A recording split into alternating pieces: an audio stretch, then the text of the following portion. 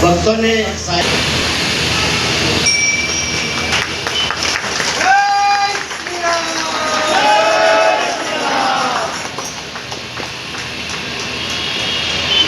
ગામની અંદર અહીંયા આગળ આજે એમનું આપણે ખૂબ ભાવથી સન્માન કરીએ. આપણે જોરદાર તાળીઓથી આપણે એમને વધાવી દઈએ કે હંમેશા અહીંયા આગળ આપણા સાઈધામની ઉપર અહીંયા આગળ રામધામની અંદર અહીંયા આગળ તમામ જે મંદિરો છે એની અંદર અહીંયા આગળ એમનો હંમેશા આપણે આશીર્વાદ જી.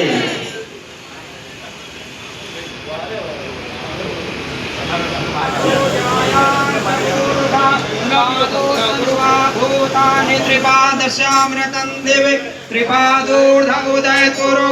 पादो सेहा भवत् पुनः ततो विभङ्गग्रामस चनानसने अभि ततो विराड जायत विराज अधिपूरुखः सजातो अत्यर्षत पश्चात् भूमिमधो पुरः तस्मात् सर्वहुतरि च सामानि जग्निरे छन्दा भूषि जग्निरे तस्मात् यजु तस्मात् अजायत तस्मात् स्वा अजायन्त एकेचो भयादतः गाहो हजग्निरे तस्मात् तस्मात् जात